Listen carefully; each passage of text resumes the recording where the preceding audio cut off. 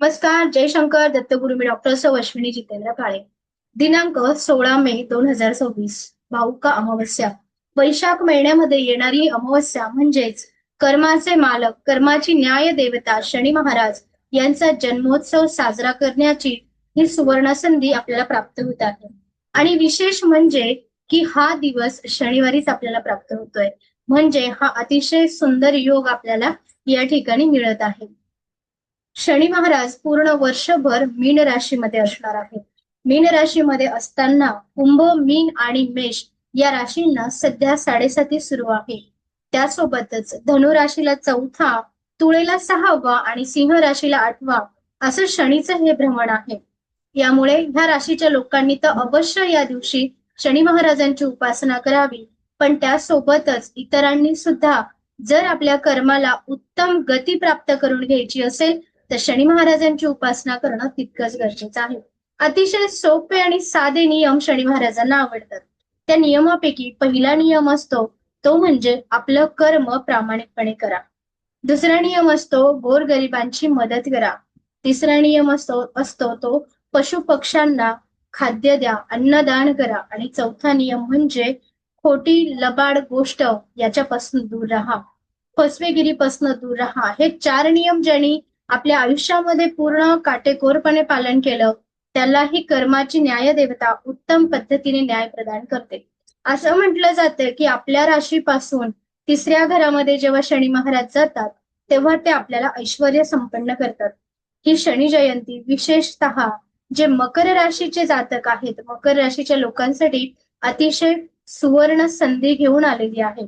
मकर राशीच्या लोकांबद्दल विचार केला तर सद्यस्थितीला गेल्या फेब्रुवारी-मार्च मध्ये थोड्याफार प्रमाणामध्ये कामाची तीव्रता मंद गतीने झाली आहे, परंतु शनी जयंतीनंतर तुमच्या कामाला उत्तम पद्धतीने वेग प्रदान होणार आहे. मीन राशीच्या लोकांची स्थिती सध्या दोलायमानच असणार आहे, त्यामुळे मीन राशीच्या लोकांनी थोडं मंद गतीनेच प्रवास केलेला उत्तम राहील. मेष राशीच्या लोकांनी विचारपूर्वक निर्णय घ्या. संधी उपलब्ध असेल, परंतु तुमचा आळस तुम्हाला त्रासदायक ठरू शकतो. अशा पद्धतीने तुम्ही जर शनी महाराजांची उपासना केली आणि काही नियम आपल्या आयुष्याला लावले तर नक्कीच शनी महाराजांची कृपा व्हायला वेळ लागणार नाही. कर्माचे मालक, त्यासोबतच आपल्या शास्त्राचे जे मूळ आहे ते आहेत शनिदेव.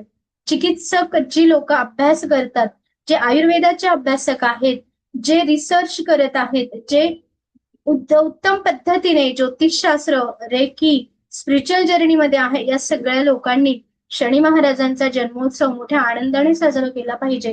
कारण अध्यात्माची देवता ही शनिदेव आहेत. सखोल ज्ञान, प्रगल्भता ही शनी महाराजांकडनं प्राप्त होते. त्यामुळे या दिवशी विशेष म्हणजे कावळ्याला तुम्ही भोजन अवश्य द्या. त्यासोबतच गाईला चारा दिला पाहिजे. आपल्या घरामध्ये आपल्या वडीलधाऱ्या लोकांची सेवा नियमितपणे जर केली तर शनी महाराजांची वेगळी अशी उपासना करायची गरज कधीही पडत नाही. विशेष म्हणजे या दिवशी महादेवाची सुद्धा आपण उपासना करायची आहे. महादेवाला काळे तीळ आणि जल, सुगंधी जल अर्पण करून ओम श्री ऋणमुक्तेश्वराय महादेवाय नमः या मंत्राचा अधिकाधिक जप केला तर पूर्वकर्माच्या बंधनातून तुम्हाला मुक्ती मिळायला नक्कीच मदत होईल. त्यासोबत शनी मंदिरामध्ये आपण मोहरीच्या तेलाचा दिवा, छाया पात्र दान करणं गरजेचं आहे. म्हणजे लोखंडी दिव्यामध्ये मोहरीचं तेल घेऊन त्या तेलामध्ये स्वतःचा चेहरा बघावा आणि त्याच्यामध्ये वात लावून असा हा दीप शनी मंदिरामध्ये प्रज्वलित शनी जयंतीच्या दिवशी अवश्य करा.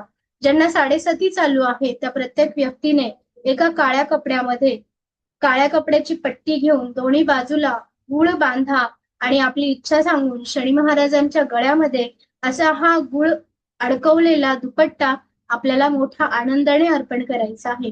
विशेष म्हणजे शनी महाराजांची दृष्टी ही वक्री आहे, त्यामुळे शनिदेवांचं दर्शन घेत असताना त्यांच्या पायाकडे पाहूनच दर्शन घेतलं जातं. तेल हे शनी महाराजांच्या करंगळीवर विशेषतः अर्पण केलं जातं. आध्यात्मिक दृष्टिकोनातून आणि ज्योतिषशास्त्राच्या माध्यमातून तुमच्या कर्माला गती हवी असेल तर ओम शन शनेश्वराय नमः या मंत्राचा अधिकाधिक जप करा. मोहरीच्या तेलाचा शनी महाराजांना या दिवशी अभिषेक अवश्य करा.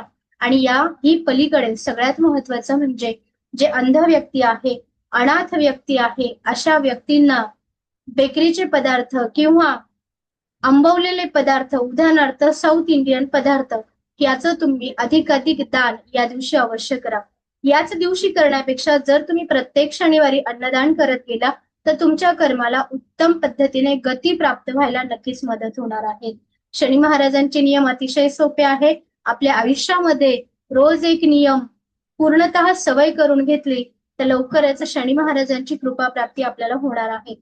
जी मुलं खूप आळशी आहे, ज्यांना प्रचंड कंटाळा येतो, अशा प्रत्येक मुलाने या दिवशी हनुमान चालीसा किंवा बजरंग बाणाचा पाठ सुरू करून तिथून पुढे सुद्धा आपल्याला नियमितपणे हे स्तोत्र पठण करणं गरजेचं आहे. त्यासोबतच याच दिवशी अमावस्या आहे. अमावस्या शनिवार म्हणजेच तुमच्या घरामध्ये पितरांचा आशीर्वाद घेणं, लक्ष्मीला आवाहन करणं, अतिशय सुंदर असे नियम आपल्याला या दिवशी करता येतात. आध्यात्मिक दृष्टिकोनातून खूप सारे उपाय तुम्ही या दिवशी करू शकता. यापैकी आज आपल्या म्हणजेच शनी अमावस्येच्या दिवशी आपल्या घरामध्ये आपण छानपैकी शुद्ध तुपाचा दिवा लावायचा आहे आणि त्या दिव्यामध्ये पिवळी मोहरी टाकून हा दिवा आपल्याला प्रज्वलित करायचा आहे. विशेष म्हणजे रात्री झोपताना असा दिवा आपल्या पूर्ण वास्तूच्या ब्रह्मस्थानावर अवश्य लावा आणि असाच एक दिवा आपल्या देवघरामध्ये सुद्धा लावा, जेणेकरून वास्तूची नकारात्मकता दूर व्हायला नक्की मदत होईल. घरामध्ये कोहळा अवश्य बांधावा, वास्तूची नजर काढावी. आपल्या घरातील जे लहान मुलं आहेत त्या लहान मुलांची सुद्धा या दिवशी नजर काढणं गरजेचं राहणार आहे. तुम्हा सर्वांना शनी जन्म उत्सवाच्या मंगलमय शुभेच्छा. शक्य होईल तितके उपाय अवश्य करा आणि शक्य नाहीच झालं तर फक्त एक लक्षात ठेवा, कर्माचं फळ देणारी ही देवता आहे.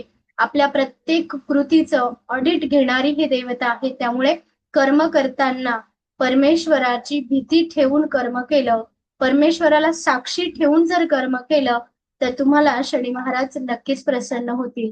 तुम्हा सर्वांना या मंगलमय दिनाच्या मंगलमय शुभेच्छा. जय शंकर दत्तगुरु.